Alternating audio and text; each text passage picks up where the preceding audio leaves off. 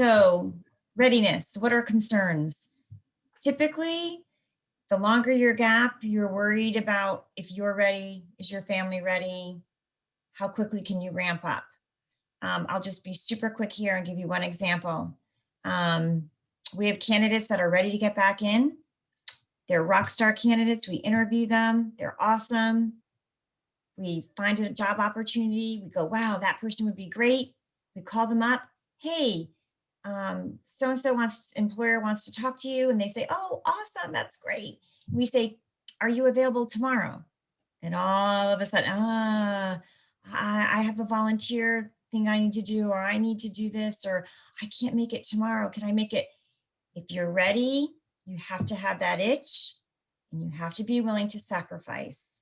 So you have to be willing to make changes in your personal life and in your schedule in order to get that job. So if somebody wants to interview you at a very inconvenient time, you have to be willing to make those changes that you need in order to show up at that interview. At this point, flexibility isn't about you, it's about you being flexible for the employer. So that's just a quick example. The second one is technology. Most people who have been out for a while are concerned about their technology skills. And here it's generally speaking, it's your basic workplace readiness skills. Maybe you don't have the latest version of Excel on your computer. Maybe you haven't used Outlook in a while, or you aren't used to using an electronic calendar. For those of you with more technical skill sets, 1 or 2 years out, technology changes rapidly. That's a real issue for many candidates.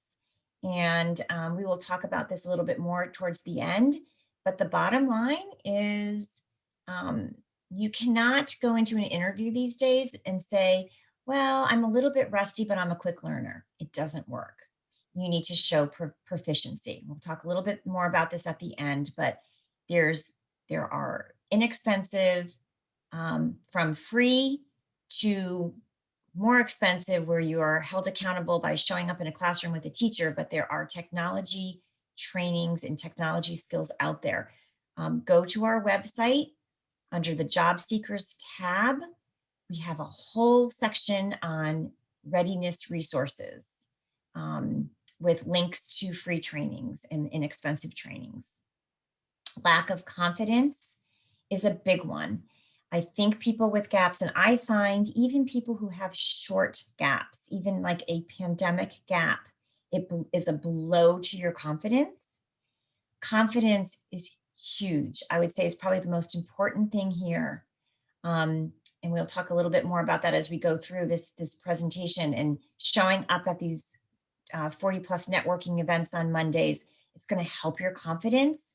Nobody's going to hire you if they think that you're not confident, because that is putting too much pressure on the employer. So even if you have to fake it, you need to show up at that interview. You need to show up at that networking event with a confidence and an ability to talk about your skills, not about your gap.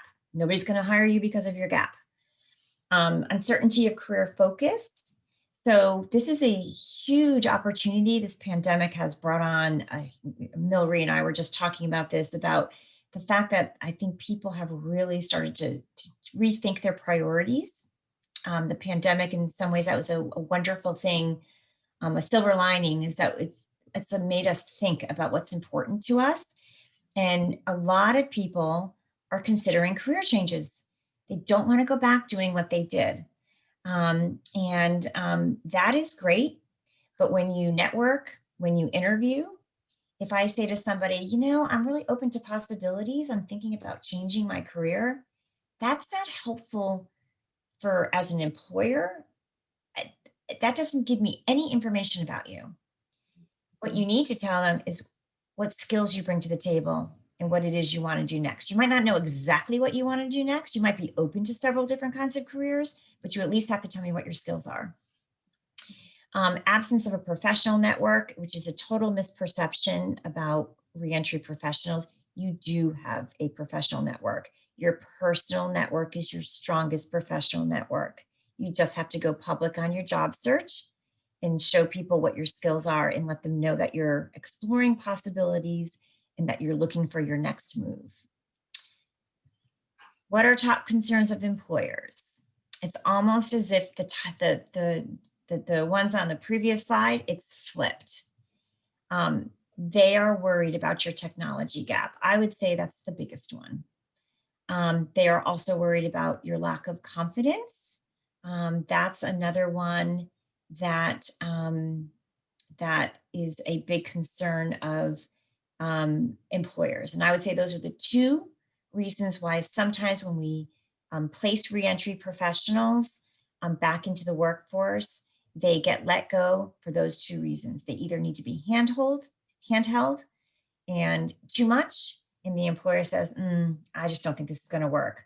Or the employer gets frustrated about the fact that they can't get up to speed fast enough. Lack of commitment to the company or a job. We believe that employers feel this way about reentry professionals, especially if their gap has been long. But we feel that this is often so not true. We find that our candidates have total staying power because they are so appreciative of the fact that this job has erased their gap. And they tend to be really committed and want to stay somewhere because they want to get that longevity back on their resume.